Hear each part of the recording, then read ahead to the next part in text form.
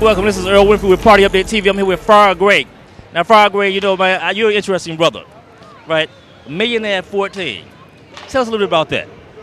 Grew up here on the south side of Chicago, Robert Taylor Project, 72nd and Jeffrey.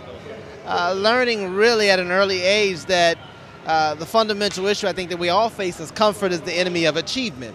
I didn't grow up comfortable, so after my mother, she had a heart attack and the doctors say that she may not live, I went out and I saw oversized rocks in the streets and I started painting them. And I would ask people to buy them and I would say, would you like to buy this? Never called it a rock. Paperweights, bookends, and door stoppers. Everything but a rock. Everything. So I realized really that entrepreneurship for young people takes place in the lunchroom. I trade you my chocolate cookies for your chocolate milk. So no need to really be surprised, I guess, by me starting my first business at 6. But a lot of young people have that spirit, have that energy, especially in the inner city, where we lack the resources and not the brain power. Okay. Now, well, how do you get the resources and brain power? How does that come to you?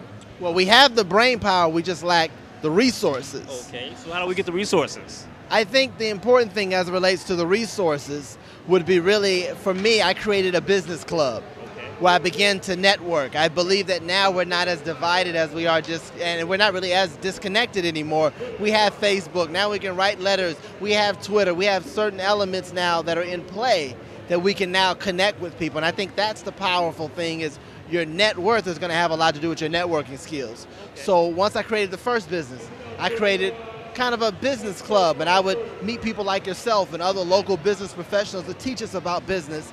And that's kind of how I began, and it was called UNIQUE, which was an acronym for the Urban Neighborhood Economic Enterprise Club. Wow. Now, were you ever discouraged? Absolutely. Absolutely. People always will tell you what's not possible, what you can't do. But, you know, intestinal fortitude, I believe, is really the key. Okay. You know, there's the old saying, if you're not pushing yourself, you're living here on earth, and you're not living on the edge, you're taking up too much room.